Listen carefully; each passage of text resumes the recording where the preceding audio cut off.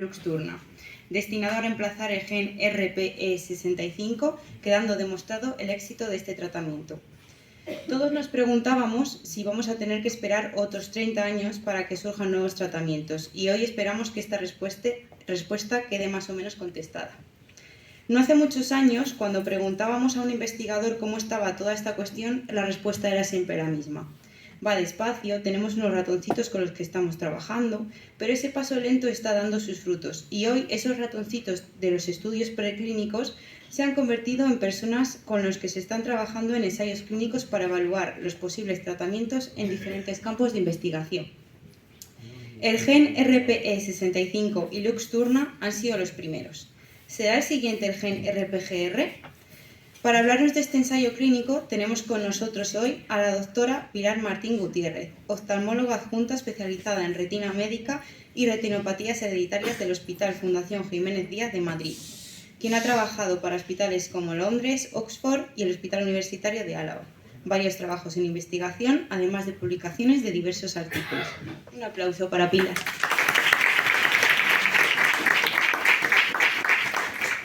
Buenos días, me llamo Pilar Martín. Lo primero, agradecer a Pedro y a Alfredo que me hayan invitado hoy a estas jornadas en las que vengo en representación del equipo de la Fundación Jiménez Díaz. Entonces, ya que vamos a hablar de un ensayo clínico que se trata de una terapia génica, vamos a hablar de unos conceptos previos para comprobar que todos estamos entendiendo lo que estamos haciendo. Entonces, lo primero es saber qué es un gen. Todos tenemos DNA, como sabéis, entonces es la información que nos hace cómo somos, determina nuestro color del pelo, el color de los ojos, la altura. Entonces, el DNA se trata de una secuencia de moléculas que se llaman adenina, timina, guanina y citosina. Entonces, esta secuencia, que es muy muy larga, que puestos esas moléculas una detrás de otra llegaría de la Tierra a la Luna, está tan enrollada en sí misma que cabe dentro del núcleo de cada célula de nuestro cuerpo. Entonces, nosotros todos tenemos los mismos genes, y de gen tenemos dos copias, una heredada del padre y una heredada de la madre. El DNA contiene la información básica para la vida, es decir, a partir del DNA se sintetizan proteínas que son las efectoras de las funciones celulares que nos permiten vivir. Entonces, el proceso de formación de una proteína a partir del DNA incluye varios procesos celulares, entre los cuales están la transcripción, la traducción, el splicing y la modificación posttraslacional. Todo eso dará lugar a una proteína. Cuando nosotros tenemos una mutación, es que hay como un error ortográfico, un error de ortografía en la secuencia de ADN, en esas moléculas que son ACGT. Imaginaros que en vez de ACGT sería ACGA, y ese pequeño cambio ya puede dar lugar a un defecto en la función visual que impacte significativamente en nuestras vidas.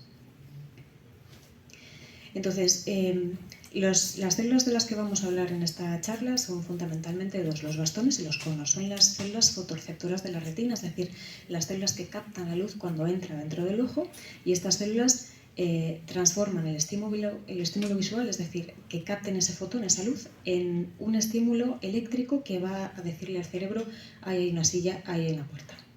Entonces, tenemos dos imágenes en la diapositiva. La imagen de la izquierda es una imagen de la retina, y en la imagen de la derecha está dibujado dónde están los bastones y dónde están los conos. Los bastones, que son los principales responsables de la visión nocturna, de la visión lateral, están sobre todo en la periferia de la retina, y los conos sobre todo están en la parte central de la retina y se encargan de la visión central, de la visión de los colores, los contrastes y la adaptación a condiciones de luz intensa.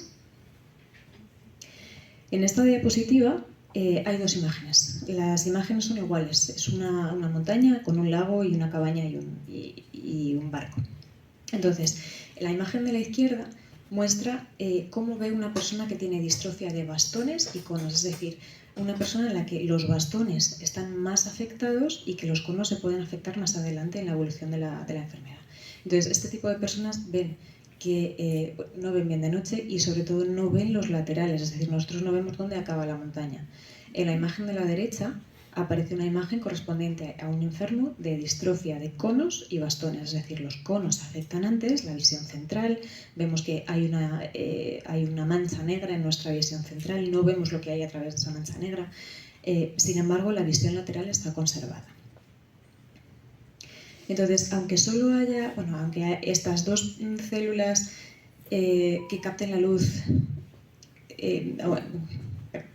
aunque las mutaciones solo afecten a estas dos células, dependiendo de la mutación y dependiendo del gen que esté afectado, esto nos puede dar una variabilidad muy grande en cuanto a cómo está afectado el paciente, en cuanto a cuál es el síntoma principal que le molesta o qué es lo que se ve en el fondo del ojo, como aparecen en estas 4 imágenes, que lo que hacen es enseñar 4 tipos distintos de enfermedad retiniana.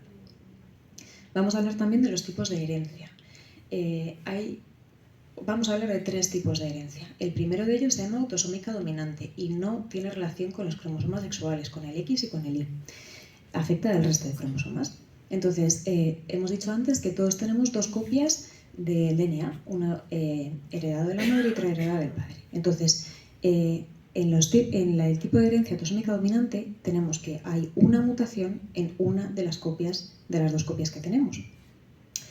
Los portadores de esa mutación suelen ser afectos, es decir, que suelen enfermar cuando tienen esa mutación en su DNA.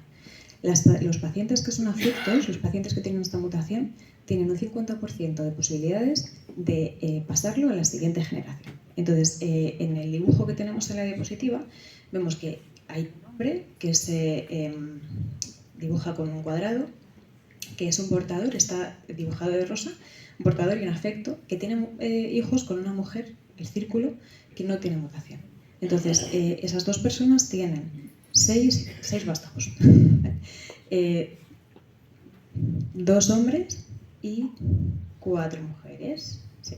Entonces, de los 2 hombres, de los 2 varones que han tenido, el 50% está afectado, es decir, ha heredado esa mutación, y de las hembras que han tenido, de las hijas que han tenido, también el 50% están afectadas, porque han heredado esa mutación del padre. Esto se suele dar, uno puede decir, vale, tengo una copia mutada, pero ¿qué pasa? Porque la otra copia que tengo es normal, tengo una proteína funcionante, entonces si algo funciona en ese gen, ¿por qué provoca enfermedad? Entonces se cree que es por un efecto tóxico de la proteína, el gen mutado se traduce en una proteína, pero esta proteína es anormal, no funciona bien. Puede tener un efecto tóxico que haga que el fotorreceptor, que la célula, acabe muriendo. El segundo tipo de herencia es autosómico recesivo y esto es la mayor parte de pacientes que vemos en la consulta de distrofias retinianas. Viene un paciente afecto y nos dice cómo mi enfermedad puede ser genética si nadie en mi familia tiene nada genético. Entonces esto suele ser porque esa persona ha heredado una mutación de cada uno de sus progenitores, es decir, sus progenitores cada uno tenían una copia mutada y esa persona ha heredado cada una de las copias mutadas. Las 2 copias que tiene están afectadas y por lo tanto no hay una proteína funcional, por lo tanto va a dar una enfermedad en su ojo. Entonces, en estos casos, las personas que tienen una copia de la proteína mutada son portadores pero no desarrollan la enfermedad, y en aquellos casos que tienen las 2 copias mutadas, esos son los enfermos. Cuando 2 portadores de mutaciones para el mismo gen tienen hijos, el 25% de sus hijos no tendrán ninguna de las copias mutadas. El 50% serán portadores, tendrán una copia, pero eso no los hace afectos. Y el 25% heredarán las 2 copias mutadas y esas personas sí que desarrollan la enfermedad. En este caso encontramos que hay una enfermedad porque cada una de las copias mutadas no se traduce en una proteína, no hay una proteína funcional en la célula y eso hace que se provoque la enfermedad. Y el tercer tipo de herencia, este sí es legado al sexo, tiene que ver con los cromosomas X y es el caso del gen RPGR. Entonces, de manera general, pero no en todos los casos porque todo tiene su puntualización, las mujeres son portadoras y no desarrollan la enfermedad y los hombres, todos los hombres que tienen este cromosoma X afectado desarrollarán la enfermedad. Es decir, mujeres portadoras no enfermas, hombres enfermos. Entonces, vemos en el dibujito de la diapositiva que una mujer portadora puede dar su cromosoma X mutado a un hombre o una mujer. Si una mujer hereda ese cromosoma X, será portadora, pero no desarrolla la enfermedad. Y sin embargo, si lo hereda un hombre, que solo tiene un cromosoma X, a diferencia de las mujeres, no tiene otro cromosoma X normal para compensar, desarrollará la enfermedad. Vale. Pues yo trabajo en la sección de retinopatías hereditarias de la Fundación Jiménez Díaz junto con la doctora Jiménez y la doctora Carreño. Entonces, nosotras vemos pacientes con retinopatías hereditarias. Lo que hacemos en la consulta es tomarles la historia clínica a todos los pacientes, preguntarles qué síntomas tienen, desde cuándo los tienen, cómo ha sido la evolución, si rápida, cuál es el principal problema y en general pues estos datos nos sirven para saber cómo podríamos ayudarles. También hacemos una exploración, les vemos el fondo del ojo, les hacemos imágenes, o sea, les tomamos imágenes del fondo del ojo y todos estos datos nos sirven para orientar un diagnóstico. Es decir, nos pueden sugerir cuál es la enfermedad que tienen y cuál es el gen afectado que tienen. Pero el diagnóstico último lo da el test genético. Nos da la confirmación a nivel molecular de cuál es el problema principal de ese paciente. También les hacemos seguimiento en el cual vemos la evolución de la enfermedad, si avanza rápido, avanza lento o si hay algo que podamos tratar. Por ahora, aparte de Luxturna, que David nos hablará más adelante de él, no hay tratamientos para enfermedades de distrofias retinianas, pero sí podemos, por ejemplo, operar la catarata o tratar el líquido del fondo del ojo o cualquier otro tipo de complicación que tengan en el fondo del ojo. Entonces, el test genético es necesario hacerlo en todos los pacientes porque tenemos que saber cuál es el principal problema. Solo sabiendo el gen que está mutado, podríamos orientar a ese paciente hacia un ensayo clínico que tenga que ver con terapias génicas. Entonces, cuando hacemos un test genético, lo que nos encontramos es mutaciones, es decir, errores ortográficos en la secuencia del DNA. Nosotros ahora mismo tenemos bastante información sobre qué problemas dan, qué mutaciones en qué genes. Entonces, a veces nos saldrá una mutación determinada en un gen determinado en el test genético y nosotros podemos comparar eso con lo que vemos en el fondo del ojo, con lo que nos cuenta el paciente. Es decir, que la información que nos da el test genético y la información clínica que nos da el paciente tienen que ser concordantes. También es verdad que a veces encontramos cosas que son mutaciones, que son errores genéticos, que no dan lugar a una enfermedad. Es decir, hay mutaciones benignas que sabemos que hay una alteración en la secuencia de ADN, pero eso no da lugar a una proteína malfuncionante, no da lugar a una enfermedad. Y a veces no siempre se llega a un diagnóstico, a pesar de que hagamos un test genético. En nuestro centro, en la Fundación y en otros centros que reportan sus datos, la rentabilidad diagnóstica de un test genético es entre un 60 y un 70%. Entonces es un dato muy bueno porque hay un 60 o un 70% de pacientes que diagnosticamos con el test. Pero visto desde el otro punto de vista, todavía hay un 30 o un 40% de pacientes que no llegamos a saber cuál es el diagnóstico. Eso no significa que la enfermedad no sea genética, lo que significa es que la tecnología llega hasta donde llega y que quizá ahora no encontremos cuál es la causa, pero si le damos unos cuantos años, si le damos un poquito de paciencia, puede ser que la tecnología avance y dentro de un poco de tiempo lleguemos a la causa última. Entonces, cuando yo hacía la residencia, vi muy pocos pacientes de distrofias hereditarias y aún recuerdo de ver pacientes de distrofias hereditarias con mis adjuntos. Entonces no había ningún tipo de tratamiento, ni Luxturna, ni nada aparte de la cirugía de catarata. Y era como muy descorazonador, primero para el paciente, que te dijeran que tienes una enfermedad de la vista que es progresiva y para que no hay tratamiento, y para el médico porque, bueno, pues quieres que a tu paciente le vaya bien. No, es bastante difícil dar este tipo de noticia y además decir, y es que además no puedo ayudarte. Pero todo esto está cambiando gracias a que ahora estamos haciendo ensayos clínicos que van encaminados a mejorar o enlentecer la progresión de la enfermedad. Entonces, antes de empezar el ensayo clínico con humanos, se tiene que haber probado la molécula que queremos usar como tratamiento en animales. Y se tiene que ver que en animales es segura y que es tolerable. Se tiene que probar también en humanos sanos para saber que es seguro y tolerable en humanos. Y a partir de ahí hacemos ensayos clínicos en pacientes que tengan la enfermedad que queremos tratar. Entonces, las fases 1 y 2 del ensayo clínico suelen ocurrir a la vez y lo que queremos es ver que la molécula es segura, que no provoca ningún tipo de alteración o de efecto secundario importante que ponga en peligro nuestro resto visual. La fase 3, que es el ensayo clínico que estamos, la fase en la que se encuentra el ensayo clínico que estamos haciendo ahora en la Fundación, se trata de ver que siga siendo segura y lo que queremos ver es cómo funciona esa molécula a nivel de eficacia. Quiero decir, la intervenimos ciertos pacientes y comparamos esos pacientes con pacientes que no han sido intervenidos. Entonces, la idea es ver que en esos pacientes tratados hay un tipo de mejoría. La fase 4 es de farmacovigilancia. Después del tratamiento, lo que queremos es ver que con el paso del tiempo no se provocan efectos secundarios importantes.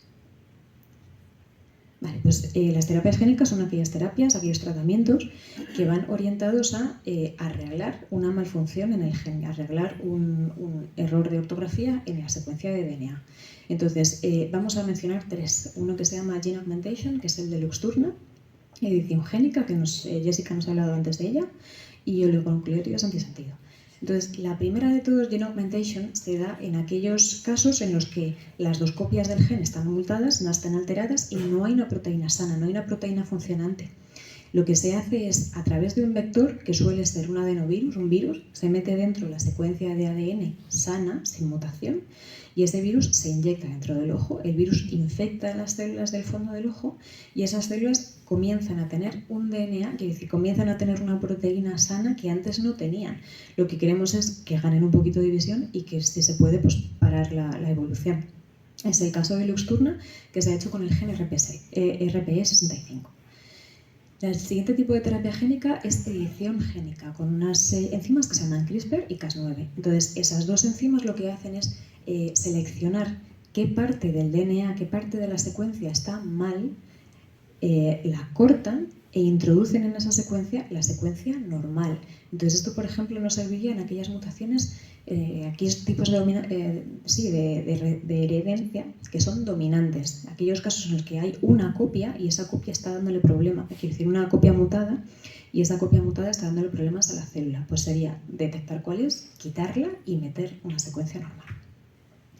El último tipo de terapia se llama oligonucleótidos antisentido y tiene que ver en aquellas fases que van desde el DNA hasta la producción de la proteína.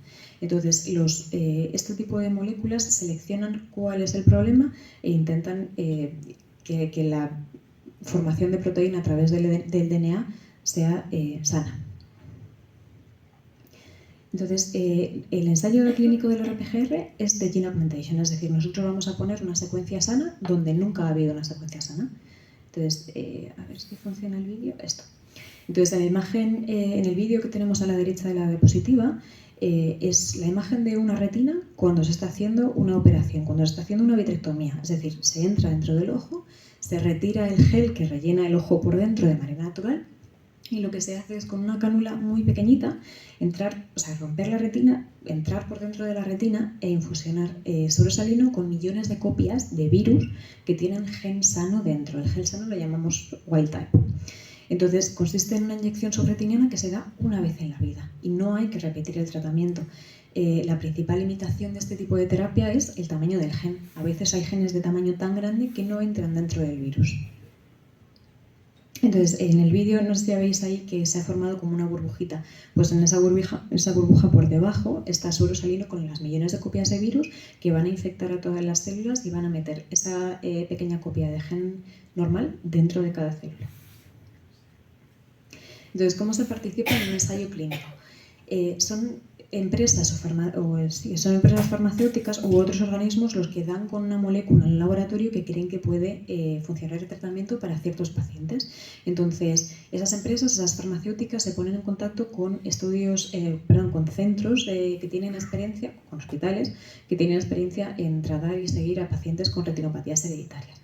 Entonces, cuando la Fundación Meira GTX nos contactó, tuvimos que determinar que podíamos cumplir con el estudio, que teníamos un número mínimo de pacientes con el que poder entrar a participar en el estudio, es decir, que tenemos que llegar a un mínimo de pacientes exigido, que tenemos el equipamiento requerido para poder hacer todas las visitas y para poder, sobre todo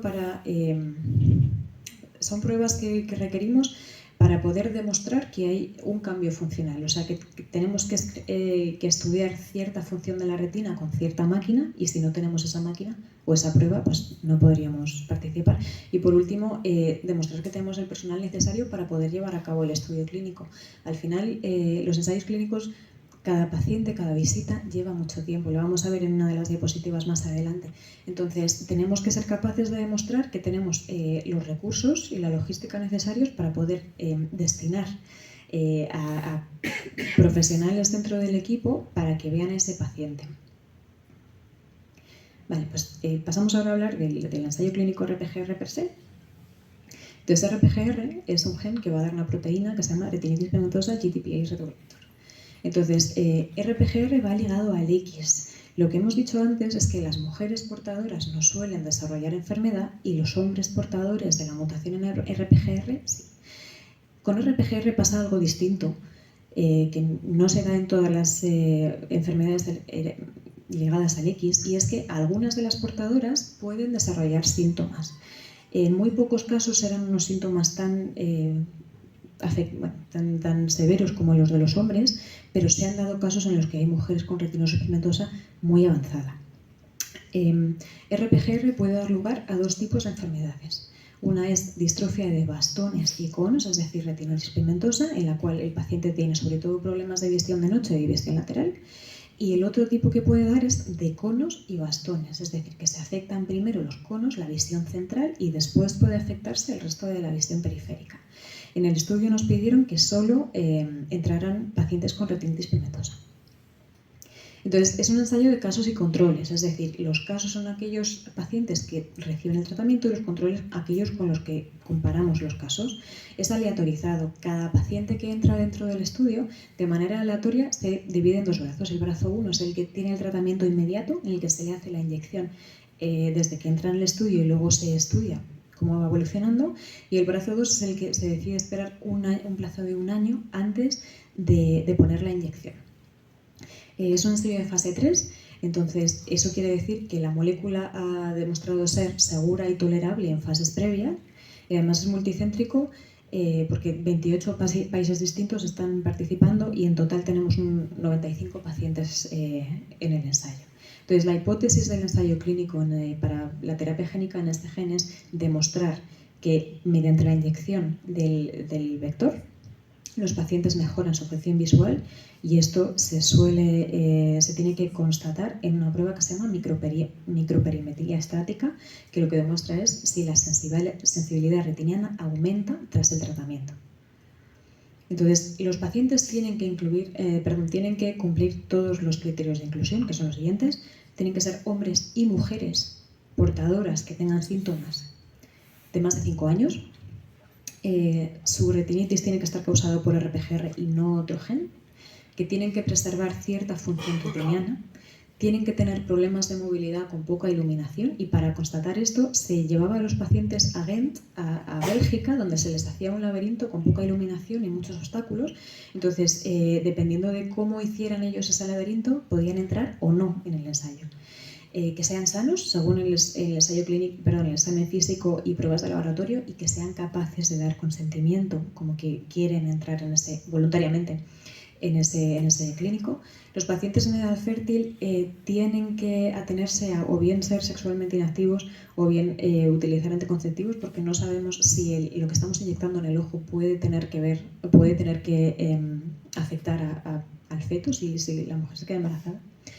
Tienen que estar dispuestos a tomar corticoides sistémicos, y esto se hace porque una vez que se hace la inyección, eso puede originar cierta reacción inflamatoria que puede acabar con un potencial efecto beneficioso del tratamiento. Entonces, para disminuir esa reacción inflamatoria damos los corticoides, pero a su vez son tratamientos que tienen unos efectos secundarios importantes. Entonces, los pacientes tienen que saber estos efectos secundarios y estar de acuerdo con que quieren tratarse así.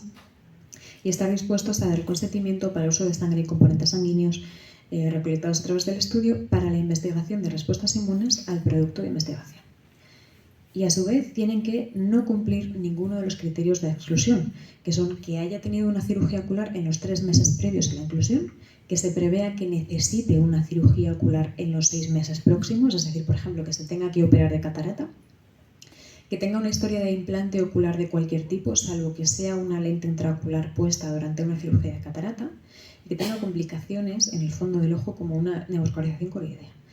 Si tienen una cirugía retiniana previa o de glaucoma o de córnea, tampoco serían candidatos al estudio. Y que no tengan ninguna contraindicación para la dilatación pupilar, ya que vamos a necesitar dilatarles la pupila cada vez que vengan al ensayo.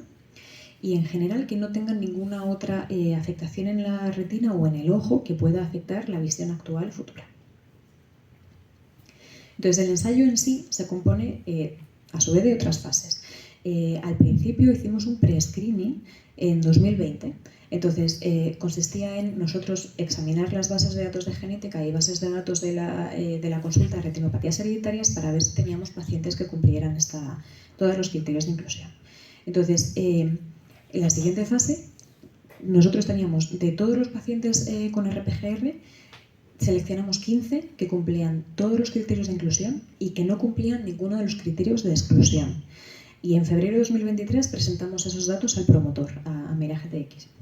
Entonces, un evaluador externo examinaba los resultados de campo visual, de agudeza visual, de analíticas, de imágenes, de revisión ocular y sobre todo de lo que hemos dicho del laberinto Engante. Y es interesante ver que la mayoría de pacientes que fueron echados para atrás en el estudio fue porque no cumplían los criterios que el promotor les exigía haciendo el laberinto. Entonces, de los 15 pacientes propuestos, de esos 15 iniciales, nos aceptaron 4.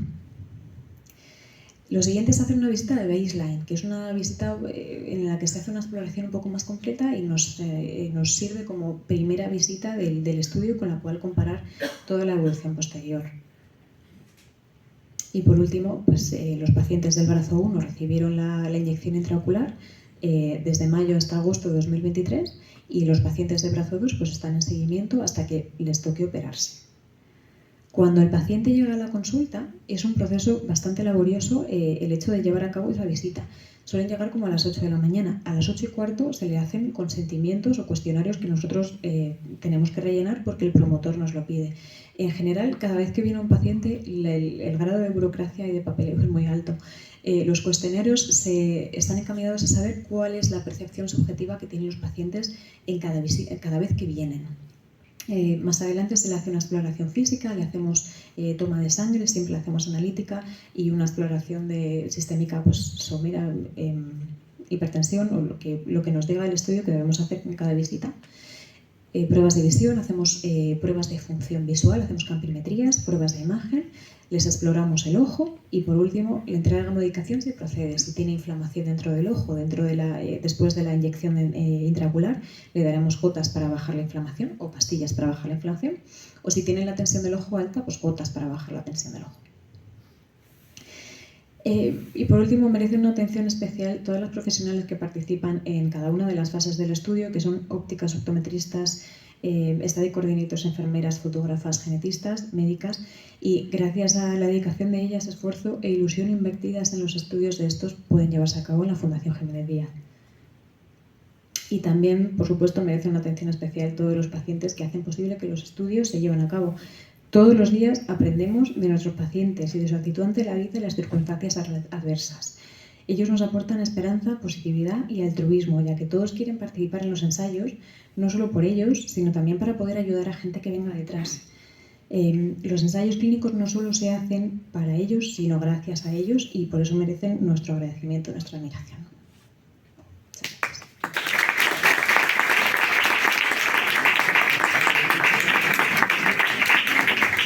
Gracias, Pilar. Bueno, no sé si alguien tiene alguna pregunta.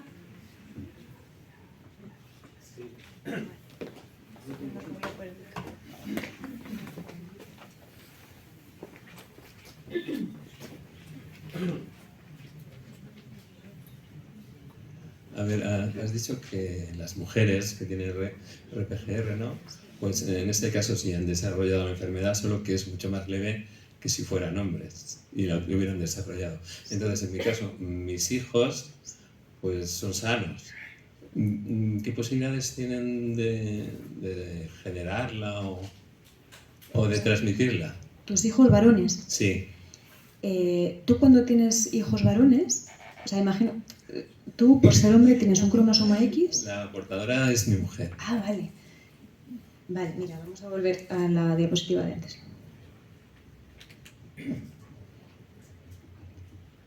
Vale, este es el caso, ¿no? Entonces, vuestro caso es la generación 1. Tú eres el cuadrado blanco Sí. y tu mujer es el círculo que tiene una parte rosa.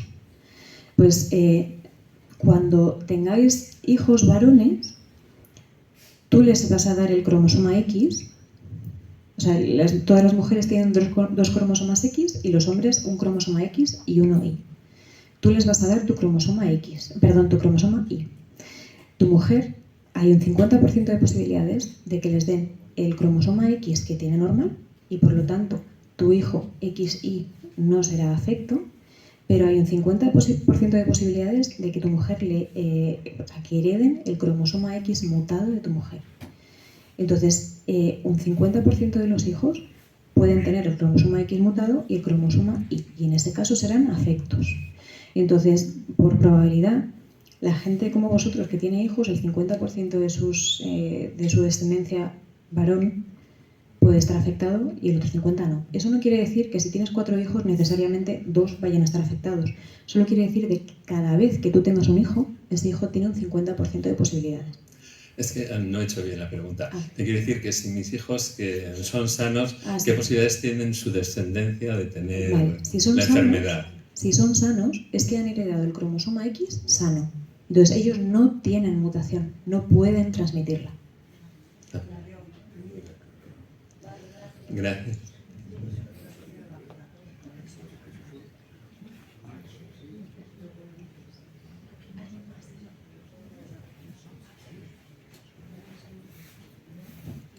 Buenos días y lo primero, muchas gracias. Yo tengo 2 preguntas. Tengo un hijo de 14 años. ¿Habría alguna posibilidad de entrar en ensayos o alguna cosa? Claro, lo primero es saber cuál es el gen afectado en tu familia. RPGR, el de mi hijo. Vale. Entonces, nosotros lo que hemos hecho es, nos contacta la farmacéutica y nosotros miramos en nuestra base de datos si hay alguien que pueda cumplir las características y nosotros lo presentamos a la farmacéutica para ver si ellos lo aceptan en el ensayo. Entonces, es algo que, nosotros nos vamos a poner en contacto con los pacientes. ¿Qué pasa? Que de todos los pacientes que nosotros presentamos solo nos aceptaron 4. Al final, los pacientes que hemos tratado son 6 y uno de ellos está por tratar el año que viene. Entonces, nosotros no...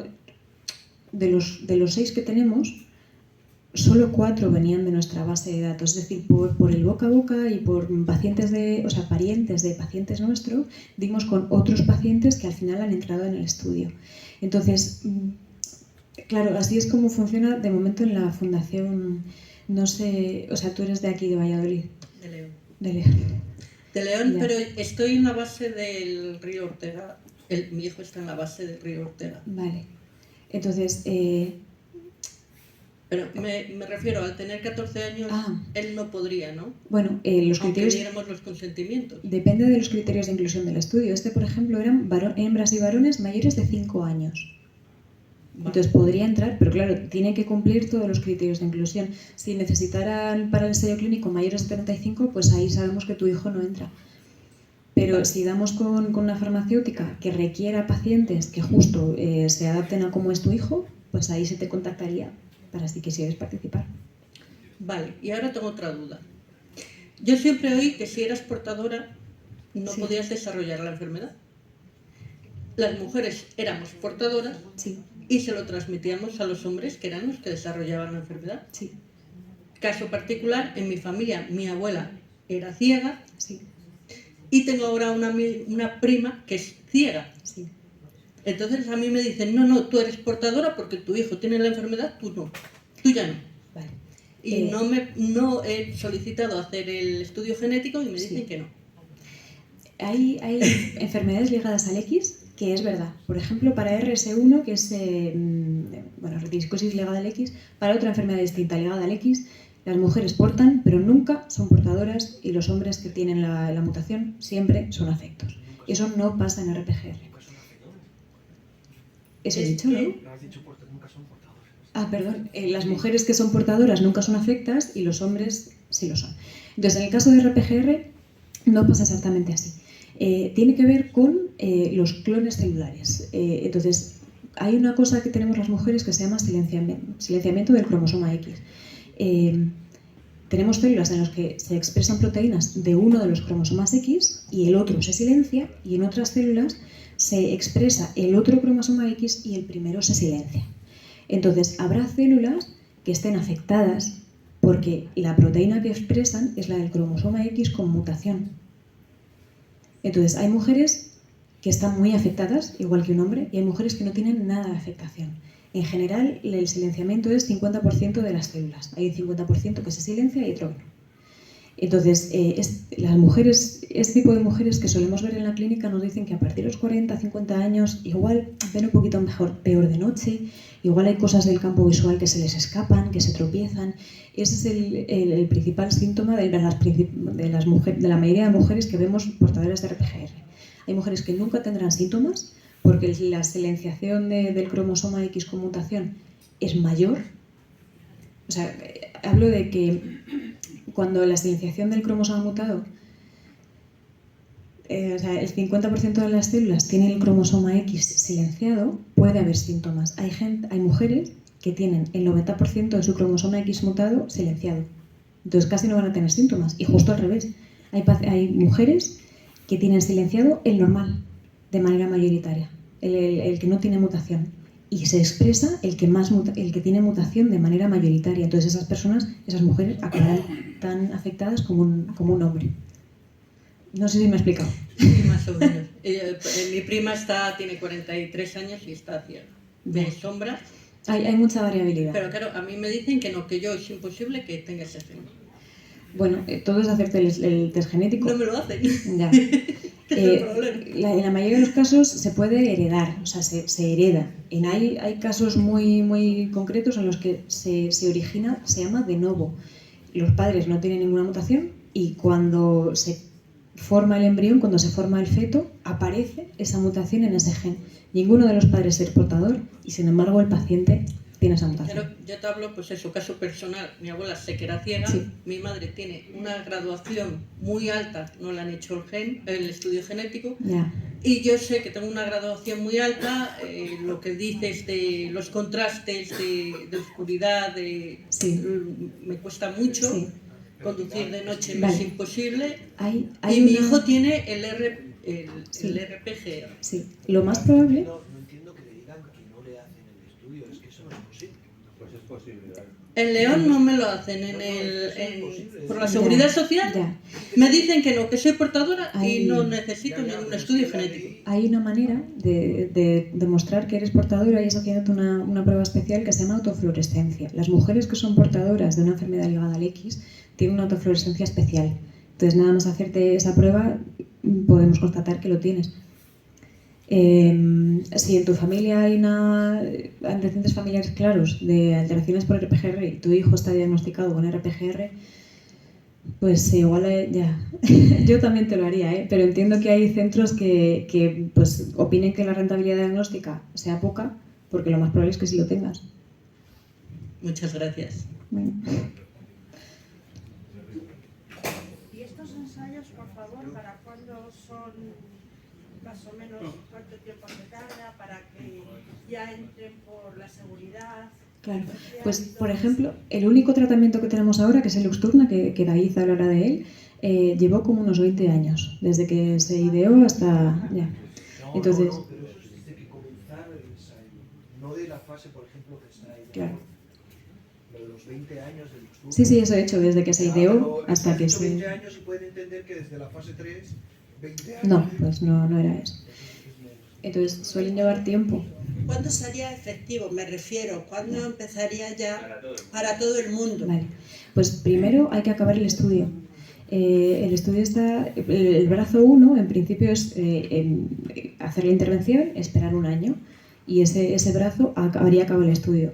Hay estudios que una vez que se acaba el tiempo ideado al principio se pueden alargar y tenemos que esperar hasta que acabe el estudio para estudiar los datos y ver que realmente ese tratamiento, esa molécula que hemos probado en esos pacientes tiene un efecto y que el efecto que tiene se adecúa a lo que se pide desde los organismos regulatorios de Europa. Entonces, si esos organismos regulatorios consideran que ha habido una mejoría funcional y que es coste efectivo se puede traducir en un tratamiento. El problema ahora, no sé si sabéis, en Londres había, no me acuerdo, seguro que Rosa se acuerda del nombre del estudio, el del CEP90, 290, el Illumina. Ah, bueno. El de Conaligo, o el de Cristo. No, pues no me joyan más de decir. Pero bueno, en esos pacientes se hizo una terapia génica para un gen que se llama CEP290 y todos los pacientes, que bueno, a mí me hablaron de ellos porque yo solía trabajar allí, pero ya no. Entonces los pacientes que fueron tratados sí que notaron mucha mejoría subjetiva, mucha mejoría funcional, pero como no demostraron llegar a los outcomes que les pedía la entidad reguladora, ese estudio no se llevó adelante. Entonces, eso es algo que tenemos que mejorar con respecto al futuro, llegar a un acuerdo con las entidades reguladoras, ver qué es lo que podemos realmente conseguir ese tipo de ensayos, porque no son la panacea y tenemos que ser realistas a la hora de pedirles cosas a los ensayos. No podemos pedir que los pacientes tratados de repente vean como yo. No, pero si lo que se trata es, por ejemplo, de parar la enfermedad, Que no vaya más. que no vaya más, que es de lo que estamos hablando, Sí. pues ¿cuánto tiempo? Pues 2, 3 años para que ya la Seguridad Social se haga cargo y se aplique a toda la gente que la tenga. Ya, pues ahí no te sé decir. Habría que... Sí, habría que, yo creo que esperar al final del estudio, ver el efecto que ha tenido, o sea, tener los datos en la mano y hablar sobre eso. Aquí no estamos hablando de mejorar, estamos hablando de... Pero ya, es que influyen muchas cosas, porque es un ensayo y depende de lo que se hayan planteado los investigadores como objetivos, esos outcomes que ya decía, points, depende qué objetivos se hayan planteado para que esa entidad reguladora a nivel europeo diga, vale, ok, te lo apruebo. Pero es que una vez que lo aprueban ahí, no se ha acabado el camino.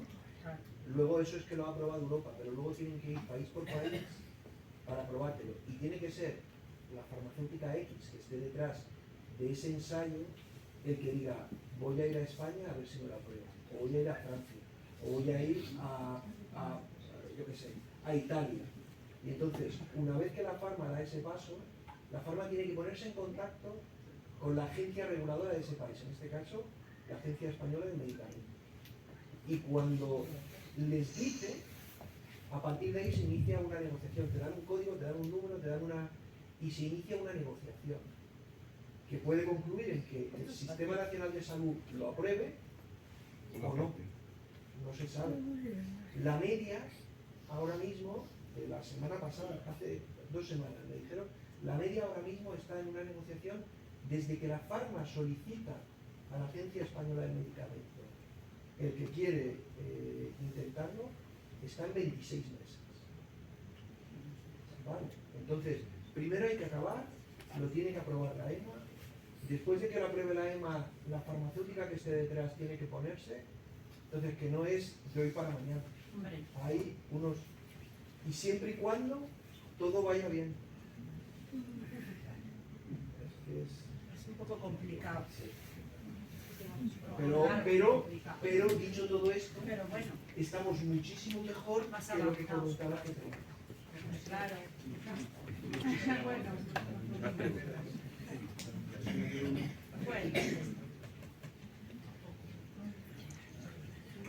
Hola, buenos días, doctora. Oyéndola me ha parecido que el cumplir los requisitos estos que han mencionado es casi tan difícil como aprobar una oposición, ¿eh? Porque, jolín, con los requisitos, que me parecen lógicos, claro. Me ha preocupado una cosita que ha dicho que esto muchas veces los pacientes funcionamos por el boca a boca. Yo, por ejemplo, me acaba de preguntar mi mujer qué tipo de gen tengo y la verdad es que no lo sé porque es un nombre raro y ahora mismo me ha pillado en fuera de juego.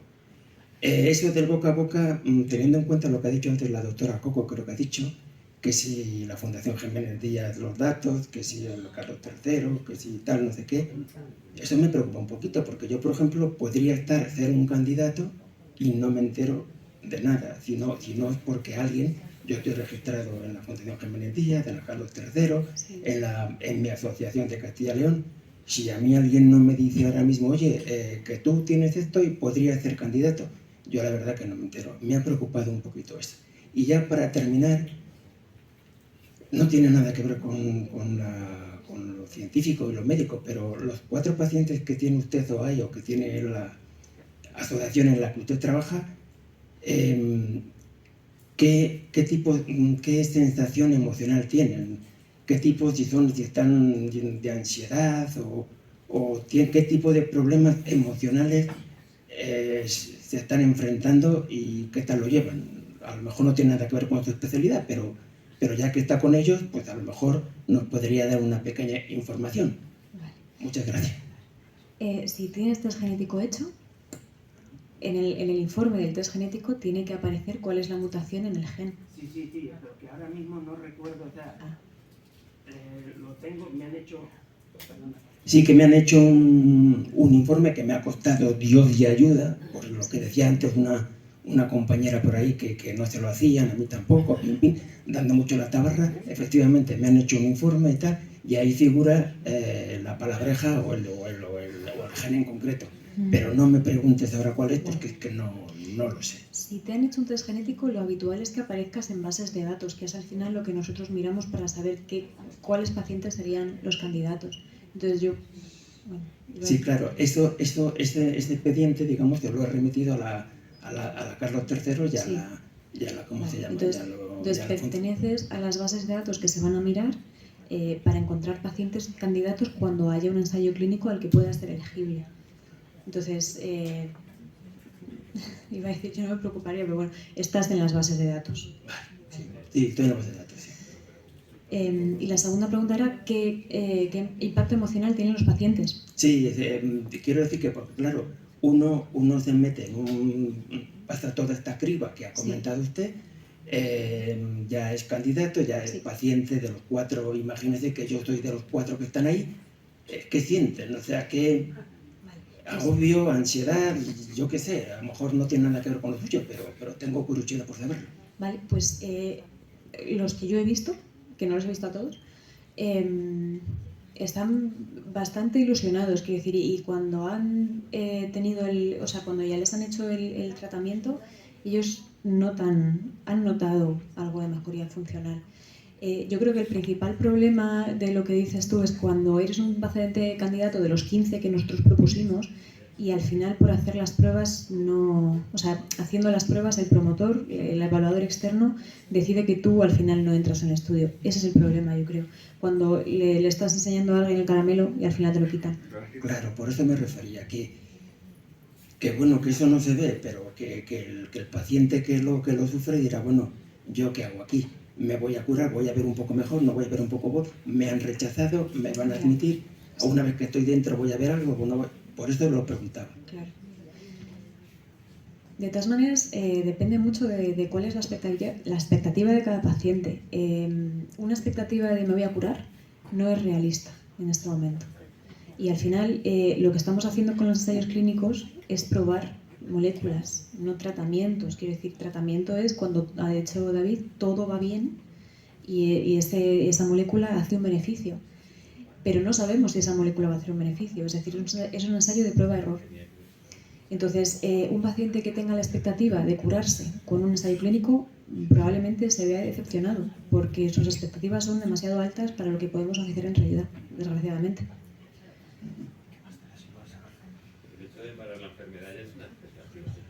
Pues una aclaración.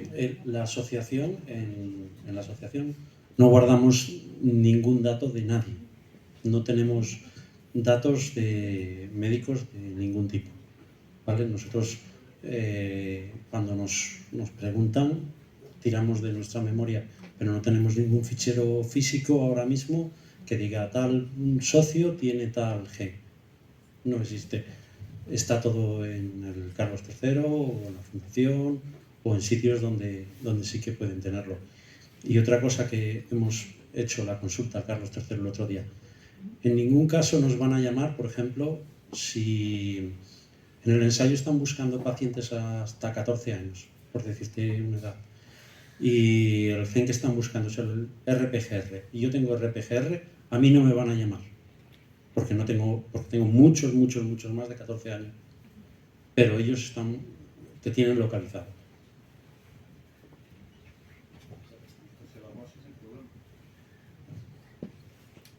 ¿Alguien tiene alguna pregunta más? Sí.